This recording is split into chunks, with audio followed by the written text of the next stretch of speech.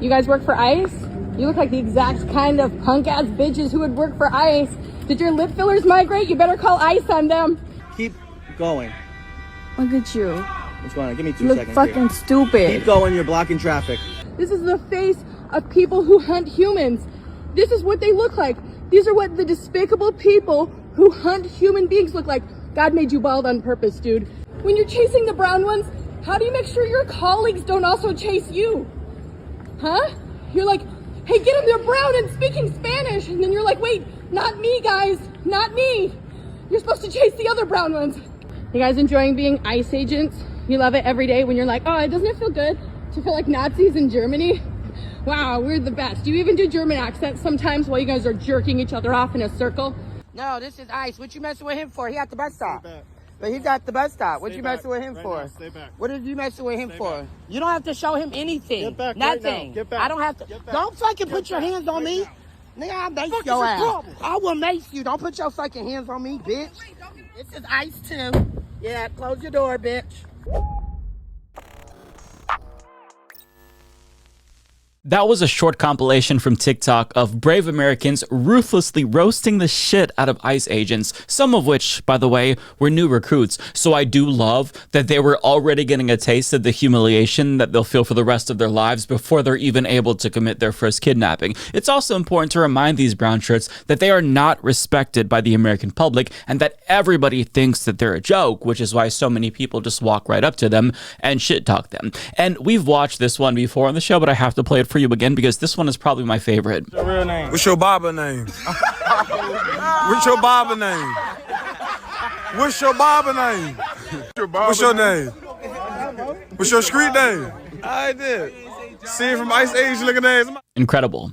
Now, as sad and pathetic as these morally corrupt clowns are, I am in no way trying to downplay the danger that they pose because make no mistake about it, ICE agents are dangerous thugs. There's a reason why they're referred to as the Gestapo, but I thought that it was important to start out on a more lighthearted note in order to bring some levity to today's video because every single day, the ICE Gestapo is reaching new lows, and as journalist Radley Balko put it for the New Republic, I've been writing and reporting on policing in the United States for more than 20 years. I've spent much of that time writing about the effects of police militarization, or the way military weapons, training, uniforms, and culture have infiltrated domestic law enforcement agencies, but I've never seen anything quite like the last 6 months. And he's of course referring to ICE, but the reason why they're so uniquely bad is because the tactics that we're seeing every single day from ICE are identical to the tactics that we see from police and military forces in the most repressive authoritarian governments in the world.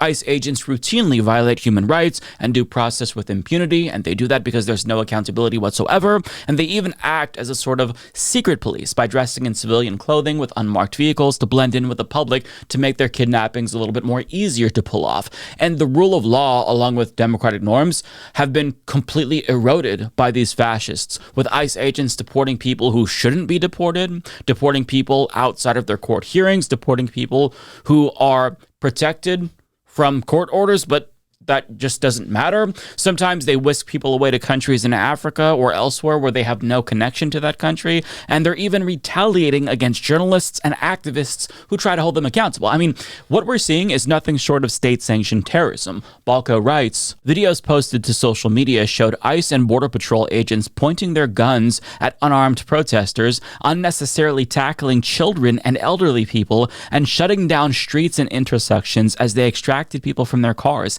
Agents tear-gassed entire neighborhoods, in some cases enveloping schools and even Chicago Police Department officers in clouds of chemical irritant. Videos showed federal officers engaging in precision immobilization technique, or pit maneuvers, to cut off fleeing vehicles, a dangerous tactic banned or limited by the Chicago Police Department and many other police agencies in the country. On at least 3 occasions, ICE officers violently pulled U.S. citizens from their cars and detained them, claiming the drivers had deliberately crashed into agents despite video and witness accounts contradicting the officer's narrative. As October dragged on, the raids intensified. Toward the end of the month, immigration officers gassed the neighborhood just hours before a scheduled Halloween parade for children. Illinois Governor J.B. Pritzker asked the administration to pause the raids on Halloween night so Chicago kids could go trick-or-treating without fear of being gassed, witnessing traumatic arrests, or seeing their parents or caretakers apprehended and detained. DHS Secretary Kristi Noem refused, calling the request shameful. Activists in Los Angeles would later photograph immigration officers in an especially galling display of cruelty, wearing Halloween masks depicting horror movie villains while conducting immigration raids. When the citizen journalism site LA Taco asked DHS for comment, a spokesperson replied, "Happy Halloween." And that last paragraph is so important because it illustrates the psychotic mentality of these ICE agents. They seem to genuinely enjoy terrorizing people. They relish in their villainy. They love the feeling of power that they get by LARPing as action heroes. The thought that people fear them as much as they fear the villains in Halloween movies is thrilling to them. It makes their little dicks hard. These are sick, sadistic people who are as deadly as the Halloween villains that they dressed up as. And I say that because, as The Guardian reports, 2025 was ICE's deadliest year in 2 decades, with 32 people dying in their custody, including asylum seekers and dreamers, the families of which claim that they died due to neglect because they needed medical care but did not get the care that they needed. And I'd be surprised if 2026 didn't turn out to be even worse, because ICE has become so emboldened, so dangerous, that one of them just executed somebody at point blank in Minneapolis. She was 37 years old. Her name was Renee Nicole Good, and an ICE agent killed her. Now, Tricia McLaughlin, the assistant secretary of DHS, claimed that the woman who was murdered tried to run over the ICE agent, but witness accounts along with the video shortly after proved that that was a complete lie.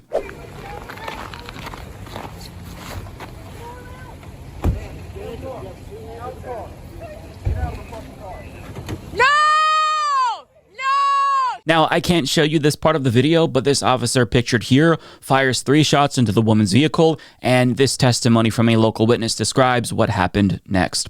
She said she heard ICE agents telling the driver, a woman, to get out of here. She was trying to turn around, and the ICE agent was in front of her car, and he pulled out a gun and put it right in like his midriff was on her bumper, and he reached across the hood of the car and shot her in the face like 3-4 times. The witness said it appeared the woman then accelerated and traveled about 100 feet before striking a utility pole and some other vehicles. She could be seen slumped over inside her car. And she was slumped over because she had died due to being shot in the face. Now, if you watch the full video, which I'll link to down below, that is exactly what happened. The witness is correct, and the regime is very clearly lying, and they've been caught lying, but that doesn't change the narrative that they're trying to construct. Now, there were more than a dozen witnesses on the scene to corroborate the account of this witness. We've already seen multiple angles, and there is no question about what they saw. It was a cold-blooded murder.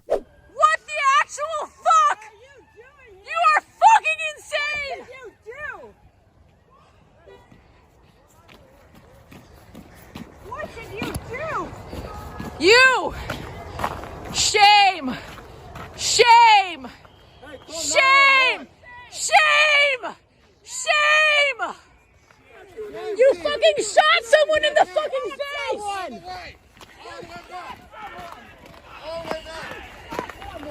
You shot someone in the fucking face! Do you have a conscience? Do you have a conscience?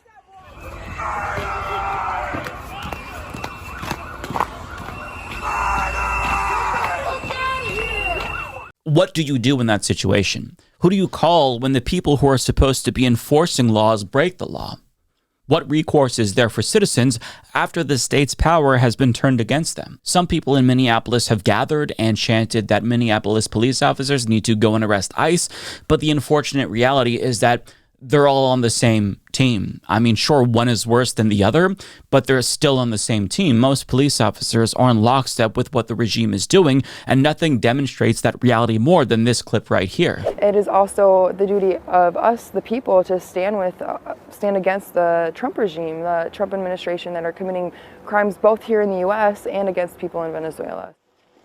Now, in the background of this interview, you could see that police car. And now right here, we're showing you video we have immediately after the interview finished. Plickta was arrested by 2 Grand Rapids police officers. You can see it in the video, and an officer tells Plickta that she is being arrested for obstructing a roadway and failure to obey a lawful command from a police officer. You can see as she's taken away in that car, she was issuing a number of messages about wanting the U.S. to free Maduro. But again, she was taken away by police officers there, and you can see in this video, officers were closely following this procession in downtown Grand Rapids. You see what I mean? In the October 2025 issue of the American Journal of Political Science, they published a study that reiterates again that police do skew more conservative than the jurisdictions that they represent, which isn't surprising seeing as how U.S. policing is inherently racist at the institutional level. So it's not a surprise that it's going to corrupt the individuals who are carrying out the whims of the regime. Not to mention, Trump signed an executive order last year giving police officers immunity from abuses that they commit against citizens. So to go back to the question at hand, who do you call when the state turns its power against its own citizens? Do you call the Trumpian police and tell them to arrest the Trumpian ICE agents? It seems hopeless, right? Like, do you take matters into your own hands and protest? I mean, you could. That's what people in Minneapolis are doing, but they were immediately assaulted with chemical weapons at point blank by militarized officers. And I don't know if those are ICE agents or local police because they all dress the same, but none of them have the legal authority to do that. At least they wouldn't have the legal authority to do that if the old Constitution that governed us for hundreds of years were still in effect. But it's obvious that mere public pressure isn't going to lead to accountability, especially when these Gestapo thugs are emboldened by the corrupt pedophile war criminal in the White House, President Neckpussy, who responded to one of his brown shirts committing murder by echoing the same exact lie that Trisha McLaughlin told us, even though by the time he posted this, we all saw multiple videos and multiple angles of what had happened, and he had the audacity to call her a professional agitator, which is a load of bullshit. But even if it were true, that wouldn't be a death sentence, or at least it shouldn't be a death sentence. It's not in civilized countries, but we're not a civilized country. And what's happening in Minneapolis is so nakedly authoritarian that even right-wingers in the city are shocked by what they're seeing, and maybe, hopefully, they're second-guessing their core values. I say that because here's what one right-wing witness said. I'm sure that was a scary thing to witness. Yeah. I mean, I'm pretty right-leaning, but seeing this is not what you need to do. This is not how to do it. It's not how we're supposed to do things around here in America. Yeah, except when you vote for a fascist who tried to overthrow the government once before, you can't really expect things to be done the way that they're supposed to be done. And it's worth pointing out that there was a big scandal with the Hilton franchise in Minneapolis after they refused to rent rooms to ICE agents who were terrorizing the city that they were staying in, and the national Hilton brand removed that location from their system to punish them while referring to Trump's brown shirts as if they were a marginalized community, writing in a statement, "Hilton is and always will be a welcoming place for all," as if discrimination against the fascist Gestapo is comparable to discrimination against someone for being black or gay. Being an ICE agent is not an immutable characteristic. They chose to join Trump's fascist Gestapo to hunt down other human beings, and because of that choice, they deserve to be social pariahs. They deserve to have services denied to them. They deserve the scorn and ridicule that we saw at the beginning of this video, because they're not just bad people. They are a clear and present danger to the communities that they're occupying. And I'd tell you to boycott the Hilton, but I mean, every other corporation is probably also in lockstep with the regime, because that's what keeps the gravy train flowing, because we are in the final stage of capitalism, and it always devolves into fascism, as you can see right now. Like, it is literally the people against the entire establishment, both the corporate establishment and the government establishment. We are our own advocates at this point. The media is not going to represent us or advocate for us. Corporations aren't going to come to the rescue. Government isn't going to come to the rescue. We are up shit creek without a fucking paddle. So the situation does feel really bleak right now, not just for us, but the entire globe, namely the countries that are being threatened right now by this regime. And as bad as we have it, keep in mind that the people most affected by this regime, they didn't have a say in the last election. But on that note, assuming that we really do have free and fair elections in 2028, which I think is really debatable, any Democrat who doesn't commit to abolishing ICE and prosecuting every single criminal from this regime, they should be laughed out of the fucking room. But even to get to that hypothetical future where we can choose a new leader, like, we have to survive a minimum of 3 more years of this. more pain, more suffering, more human rights abuses, more kidnappings, more unnecessary deaths, more murders. I mean, I feel like we're already close to the boiling point. So I don't know if Americans can tolerate that for this long without, taking to the streets. Not that that's going to do anything, but if Americans really do want to stop what's happening right now, there's one way to do that. General strike.